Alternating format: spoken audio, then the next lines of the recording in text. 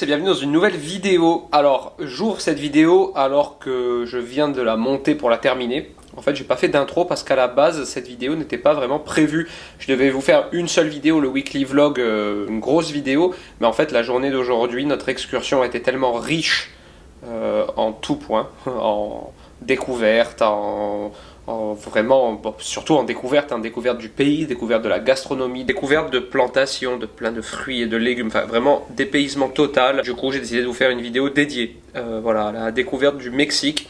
En fait, pour tout vous expliquer, on est parti aujourd'hui avec un guide et on n'était que deux avec lui tout seul.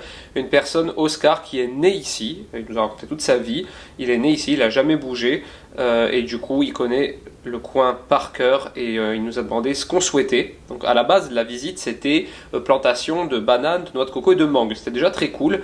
Mais quand on est rentré dans la voiture il a dit vous voulez voir quoi? Et on a dit on veut voir vraiment tout ce qui est très typique, local et tout. Et du coup il a modifié le chemin, l'itinéraire, il nous a fait visiter des choses de fou que je vous laisse voir tout de suite dans la vidéo. Bon ça y est, on vient de laisser tous les enfants. Alec n'a strictement rien dit, on avait un peu peur du syndrome, vous savez, premier jour tout se passe bien comme à la crèche ou à l'école et deuxième jour je refuse d'y aller. Pas du tout, on lui a dit à tout à l'heure, il a fait comme ça avec la tête et il est parti sur sa petite voiture.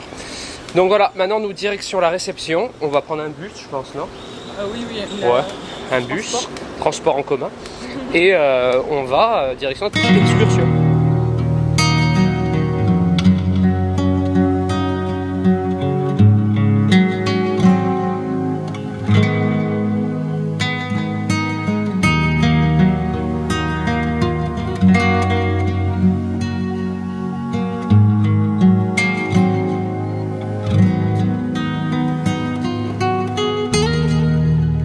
Le marché il est vraiment incroyable, là c'est dépaysement total, moi j'ai jamais vécu ça de ma vie, j'ai jamais fait des pays un peu comme ça. Tu vois là il y a le café que je voudrais acheter après.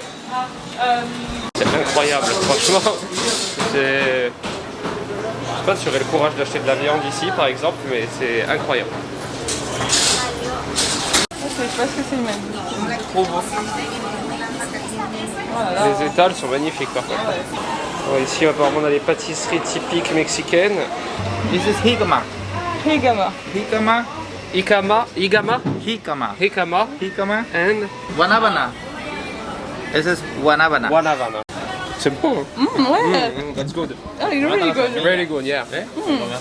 Don't eat the seed, huh? Ouais. Voilà, c'est la partie du marché où on peut manger, c'est un peu leur corner, food corner là. Et c'est toujours aussi incroyable. Bon, on repart avec notre guide qui est très très sympa. Heureusement qu'Elissa parle bien anglais parce qu'il parle très vite. Et du coup, moi je comprends, mais j'ai un peu du mal à. Enfin, j'arrive pas à répondre ni rien, ça c'est trop dur. Le marché c'était top. J'ai acheté des fruits trop bizarres. Je pense qu'on va faire une petite vidéo de dégustation de produits mexicains avec Ella. Si j'arrive à trouver même des produits salés, des trucs, je vais essayer de faire pas mal de courses et on va essayer de vous tourner une petite vidéo avec Ella. They are like 70 years old. And On vient d'arriver sur la plantation de noix de coco, c'est chez son oncle. Il y a 12 hectares de cocotiers avec plus de 3000 je crois, il a dit cocotiers sur les 12 hectares, c'est énorme. Du coup il nous explique quand est-ce qu'il récolte, comment ils suivent aussi le cycle de la lune pour faire la récolte, etc. C'est trop intéressant évidemment. Et tous les 3 mois, ouais c'est ça. Ah et là on a un arbre, c'est quoi dessus il a dit? black sapote. This is chico sapote. Chicos sapote. Chico sapote. See. C'est ça. See, Mayan people obtain from this tree chicle. You know chicle gum. See? From the sap. Only do gum with it or you can... No, you can eat it. You can Yeah, eat eat the fruit. Yes. Okay, But tu peux see, manger aussi le fruit. see the gum. Tu crois qu'on peut en acheter ou pas? See. Wow. Ah ouais, donc ça c'est un fruit en fait avec Ah, lequel les- ils font du chewing-gum. Dans le sud, ils font du chewing-gum Ils avec. font du chewing-gum dans le sud avec. Ça c'est incroyable, j'ai jamais vu ça de ma vie. Dingue. Et what is name you say? Chico sapote. Chico sapote. Chico sapote. Incroyable. Je suis comme un gosse. Quand je découvre des choses comme ça, ça me fascine. Donc en fait c'est un fruit avec lequel ils font du chewing-gum mais qui est aussi comestible en tel quel. Et en fait ce qu'il a fait c'est qu'il a un peu percé le dessus, il a à peine appuyé comme ça et ça a fait du chewing-gum. Là ils ont les petits piments. Là c'est les ananas qui sont en terre.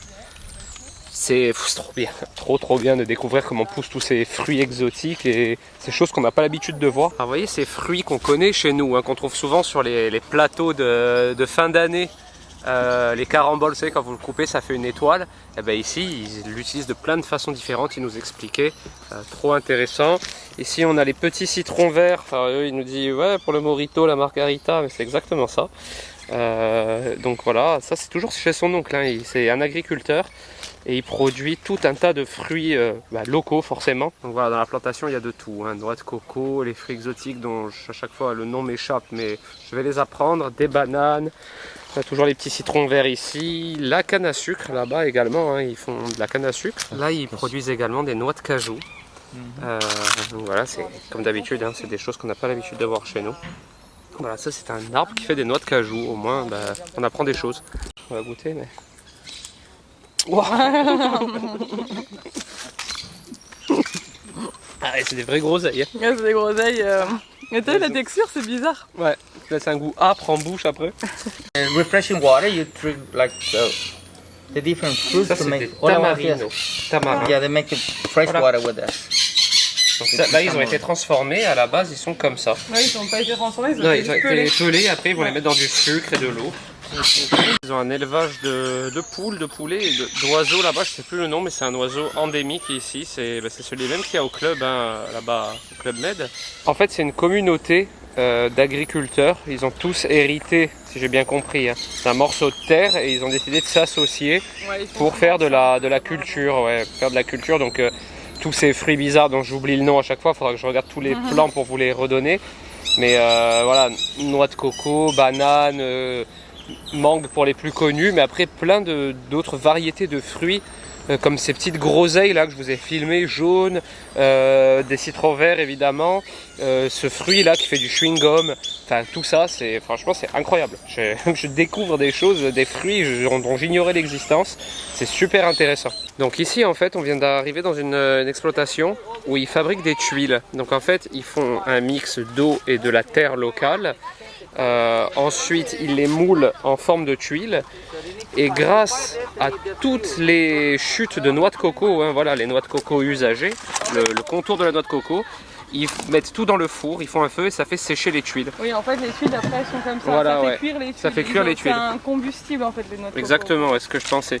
Donc voilà la peau des noix de coco. When it's not cooked, Yeah. Voilà. see once it's cooked. Donc là on a la tuile avant qu'elle soit cuite et là la tuile une fois qu'elle est cuite grâce au feu qu'ils font avec tous les restes de noix de coco dans le four qu'il y a ici. Donc voilà, c'est bien ce que je vous disais, ils utilisent la terre locale pour fabriquer les tuiles et chaque tuile est faite à la main. Il n'y a pas de machine qui fait les tuiles, ce qui fait qu'il y a un petit peu ce côté irrégulier, ça plairait trop à mon père d'ailleurs, je pense que quand il va regarder la vidéo il va être un peu impressionné. Donc voilà, ils moulent chaque tuile à la main et donc ils les font cuire là-bas ensuite dans le four qui est alimenté avec les noix de coco usagées. Donc là on a de la chance, le monsieur qui travaille sur place va nous montrer comment il fait une tuile. Donc là il vient de ramener de la terre d'ici, hein, c'est la terre que vous voyez là, qui a été humidifiée auparavant. Et maintenant il va fabriquer une tuile devant nous. Donc là je pense qu'il a rajouté un genre de ciment hein, dedans pour durcir un peu plus. He feels that it's Là il trempe un cadre dans du sable, enfin dans de la terre, hein, toujours pareil. Ya teniendo el barro uno aquí listo, lo pones aquí, te humedeces las manos y haces la teja. Así. making tile. D'accord, après il lisse avec un petit bâton. Y así no queda blandito. Ah ok, wow. Amazing, wow. He goes there. See, it's C'est there Se incroyable. pone aquí 2 days. Stay there. por 2 días. Donc là 2 jours à sécher today. Mira. Wow. Bravo. Amazing. C'est incroyable. Il fait les tuiles à une vitesse. Et là après du coup ça sèche 48 heures au soleil pour avoir une première rigidité. Et après c'est cuit donc dans le four là-bas. Et ils peuvent en faire jusqu'à 500 par jour. Donc franchement c'est une usine mais manuelle quoi. On repart de la petite fabrique de tuiles artisanales. C'était trop intéressant. Moi je sais pas, ça me fascine de voir comment ça se passe dans d'autres pays. Surtout que là on est quand même dans des pays assez pauvres. On voit hein, que c'est à la dure, hein. Les enfants ils viennent vers nous. Ouais, les enfants viennent vers nous, ils nous ont donné de l'origan, ils sont trop gentils. Et mais même les gens, hein, on voit pourtant que c'est vraiment du travail à la dure, à l'ancienne, comme on dirait chez nous. Mais pourtant, ils sont ultra souriants, très gentils. Bon, évidemment, on leur donne des tips à chaque fois, juste pour les remercier de nous avoir accueillis. Parce que c'est trop gentil de leur part. Ils sont sous le soleil. Franchement, il fait trop chaud. Il doit faire 30 degrés. Ils font des tuiles comme ça à la main. Enfin, ce genre de voyage, d'ailleurs, ça permet toujours de relativiser sur notre confort, notre vie. C'est pour ça que moi, j'ai quand même beaucoup de recul et de détachement quand les gens disent « Ah mon Dieu, la France, on est en dictature, c'est dur, machin ».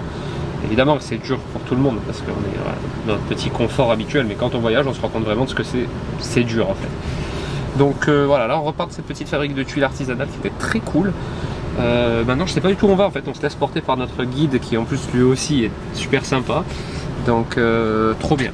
Trop bien, on continue notre petite visite. Je sais pas du tout où on va, mais c'est ça qui est cool, c'est qu'il nous arrête dans des endroits. C'était pas du tout prévu dans l'excursion en vrai. Hein. Enfin, je veux dire, dans l'excursion, c'est pas noté du tout ça, mais ça permet d'avoir la surprise.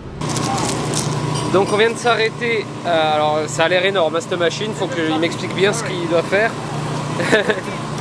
On a fait un petit arrêt où ils font apparemment du café sur place, mais vraiment artisanal, avec cette grosse machine. Ici, c'est le cacaotier.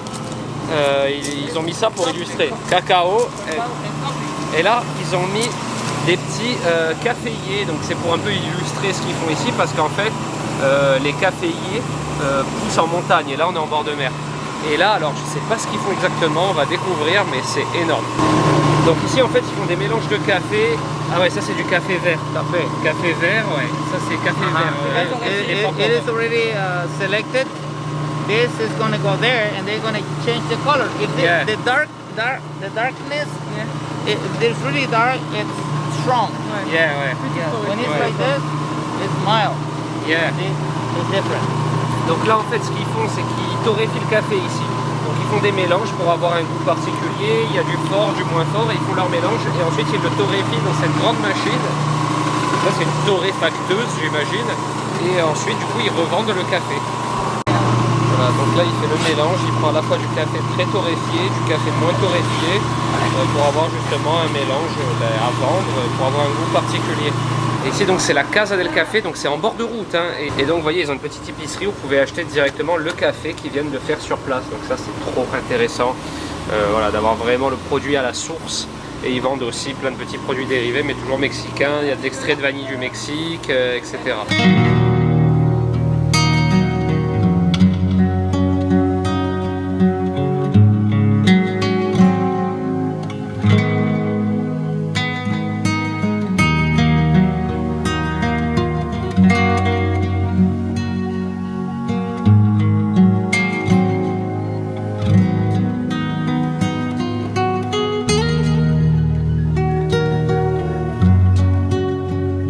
Ça c'est vraiment la première récolte.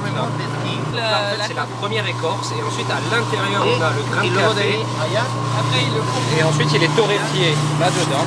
Maintenant tout ça c'est le processus et il termine là quand il est prêt à être infusé en fait. Parce qu'en fait notre guide Oscar nous a bien compris quel genre de personne nous étions et du coup il se gêne pas pour nous emmener. Il a dit que souvent les Américains etc. avaient peur de sortir du club vis-à-vis de l'insécurité alors que c'était pas si dangereux que ça, même si je pense que c'est pas non plus trop safe.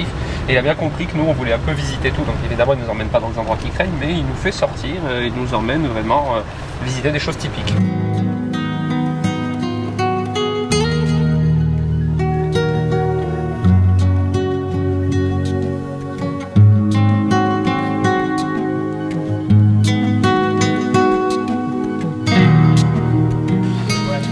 Voilà donc arrivé à Teresita qui est un petit village de pêcheurs très typique mexicain. Voilà on vient de rentrer dans le village de pêcheurs, donc là c'est là où il faut les tortillas maison avec une méga hotte. J'avais vu une hotte aussi grosse de ma vie.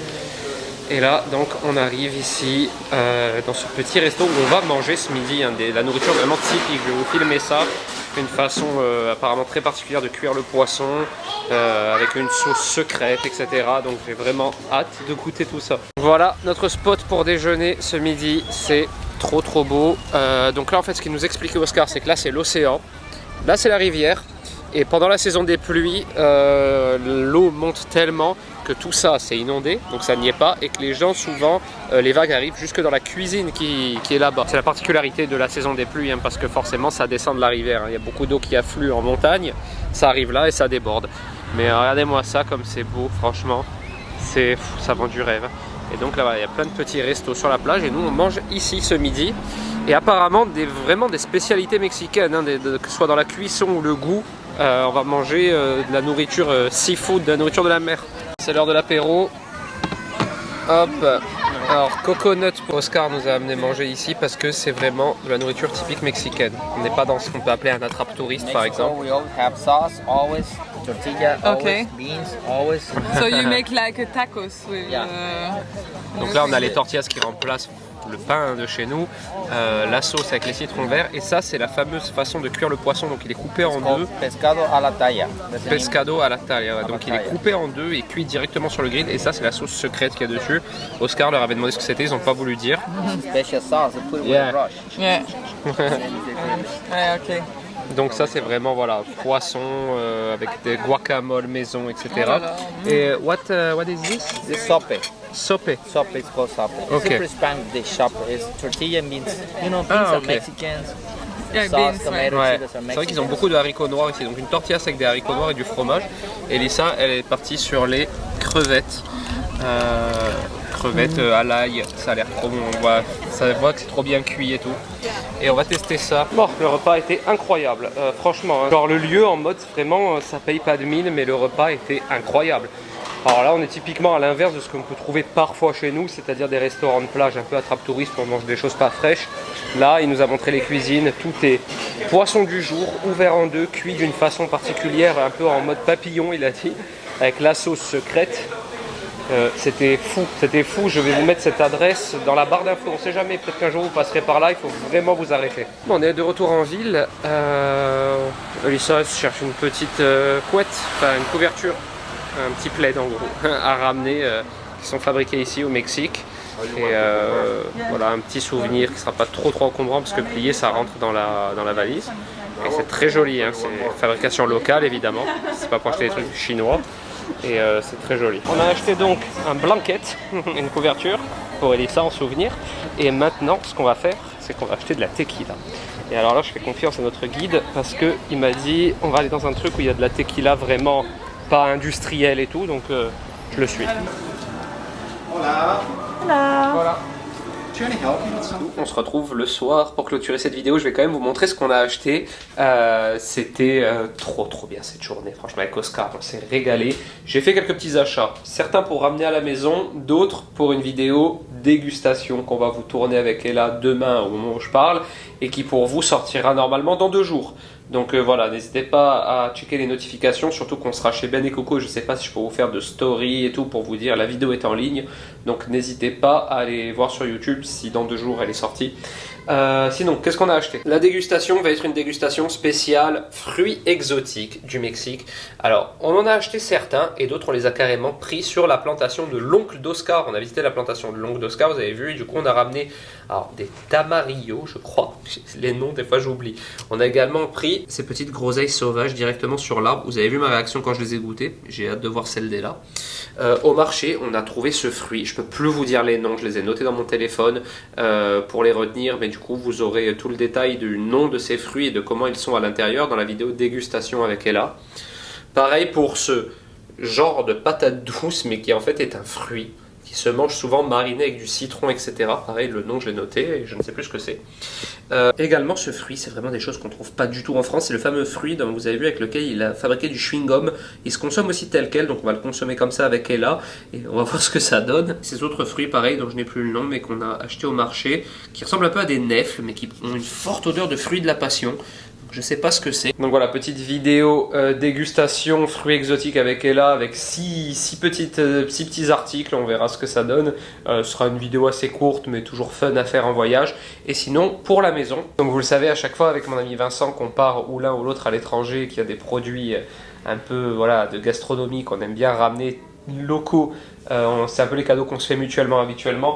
Donc là, je lui ramène, et je m'en suis pris un également, du cacao en poudre amère. Donc vous savez, type genre Van Houten. Mais là, fait sur place, avec les cacaotiers sur place. Tout est transformé sur place. Du coup, j'en ai acheté. On peut pas faire plus artisanal que ça. Pareil pour le café. Vous avez vu la vidéo sur le café tout à l'heure. Un bon sac d'1 kilo de café, ça sent tellement bon. Ça, j'ai hâte d'arriver à l'atelier, de le mettre dans ma machine, en grains évidemment.